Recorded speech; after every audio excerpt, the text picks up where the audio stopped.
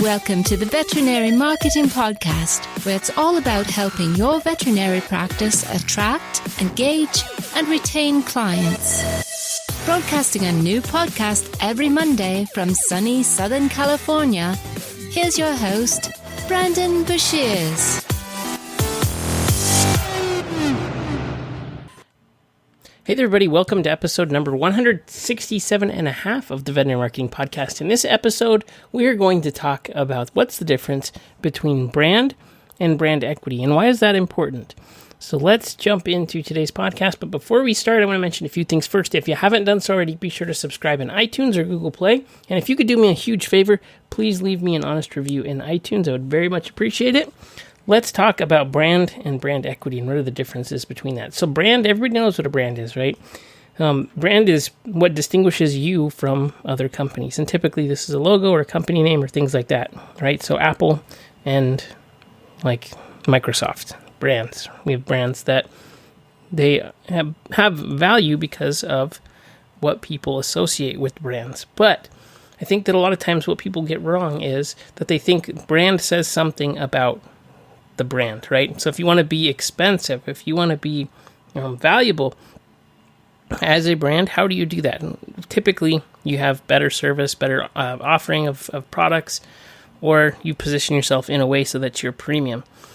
But if you just have expensive products, that doesn't actually make you an expensive brand.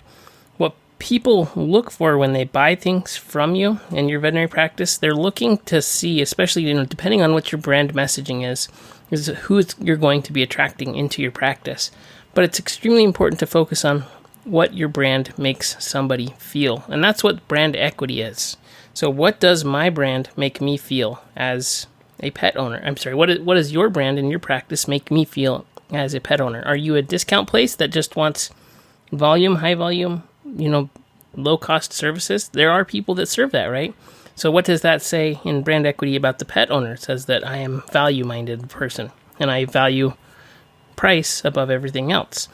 If you're trying to become a premium brand and you want to have people go out and spend more than average with you in your practice, then you're going to want to make them feel when they come into your practice like they are treating their pet better and that they are getting something special. They're getting status.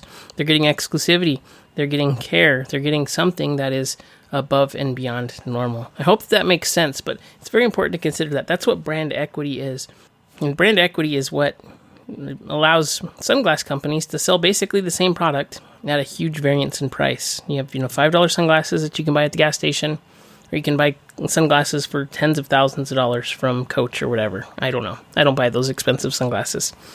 But you get what I'm saying. So think about that when you're creating content, when you're engaging with your clients and your customers. How does it make them feel when they interact with your brand? Make sure that you're portraying the right thing that you want to be attracting. All right, I'll see you on next week's episode. Have a wonderful day.